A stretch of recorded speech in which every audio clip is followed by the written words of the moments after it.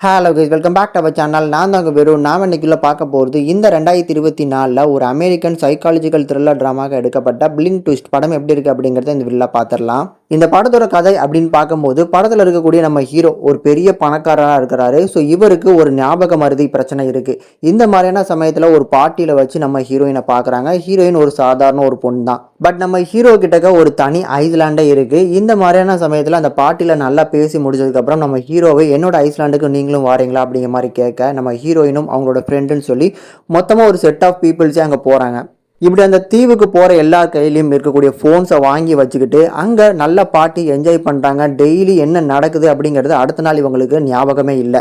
இப்படி பல நாள் பார்ட்டிக்கு அப்புறம் ஒரு நாள் நம்ம ஹீரோயினுக்கு ஞாபகம் வருது. நம்ம கூட நம்ம ஃப்ரெண்டு வந்தாலே அவளை காணுமே அப்படின்னு தேட ஆரம்பிக்கிறாங்க. அதுக்கப்புறம் நடக்கக்கூடிய சம்பவங்கள், இந்த தீவில் என்ன பண்ணுறாங்க, இவங்களுக்கு எதனால ஞாபகம் மருதி போகுது அப்படிங்கிறது அந்த படத்தோட மீதி கதை.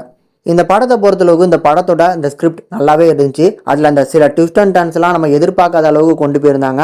கூடுதலாக ப்ரொடக்ஷன் வேல்யூம் ஸ்ட்ராங்காக இருக்கனால ஃப்ரேம் பை ஃப்ரேம் ஒரு ரிச்னஸை நம்மளால் பார்க்க முடியுது. இதை தாண்டி படத்தில் நடிச்சிருக்க எல்லாரும் ஒரு நல்ல கதைக்கேற்ற நல்ல அடாப்டான ஒரு பர்ஃபார்மன்ஸை கொடுத்துருக்காங்க. அதில் நம்ம ஹீரோயினாக இருக்கட்டும், ஹீரோயினுக்கு சப்போர்ட் பண்ணுற மாதிரியான இன்னொரு ஃப்ரெண்டு ஒருத்தவங்க வருவாங்க, அவங்களுமா இருக்கட்டும், இவங்க எல்லாருமே இந்த படத்துக்கு ஒரு நல்ல ஒரு பர்ஃபார்மன்ஸ் மூலமாக ஹோல்ட் பண்ணியிருக்காங்க. இதை தாண்டி படத்தில் இருக்கக்கூடிய ஹீரோன்னு சொல்லலாமா இல்லை வில்லன் சொல்லலாமான்னு தெரியல. ஏன்னா அந்த ஐஸ்லாண்டில் எந்த மாதிரியான விஷயங்கள் பண்ணுறாரு அது நமக்கு தெரிய வர்றப்பம்லாம் கண்டிப்பாக ஒரு நல்ல சர்ப்ரைசிங்கான ஒரு ட்விஸ்ட்டாக தான் இருந்துச்சு. கண்டிப்பாக பார்த்து என்ஜாய் பண்ணலாம். இந்த படத்தை ஃபேமிலியோட பார்க்கலாமான்னு கேட்டிங்கன்னா கொஞ்சம் தனியாக உட்காந்து பார்த்து என்ஜாய் பண்ணுங்க. படத்தோட தமிழ் டப்பிங் நல்லா இருக்கு. படத்தோட ஸ்கிரீன் பிளேவை பொறுத்தளவுக்கு கொஞ்சம் ஸ்லோ பேன் தான். ஸோ கதைக்குள்ள வரதுக்கு கொஞ்சம் டைம் எடுத்துக்கிடுவாங்க. ஆனால் கதைக்குள்ள வந்ததுக்கு அப்புறம் கண்டிப்பாக உங்களுக்கு இன்ட்ரெஸ்டிங்காக இருக்கும். இந்த படத்துக்கு நம்ம சேனல் ரேட்டிங்னு பார்க்கும்போது 5க்கு 3 வரைக்கும் ரேஷியோ கொடுத்துருக்கோம். கண்டிப்பாக ட்ரை பண்ணி பார்க்கலாம்.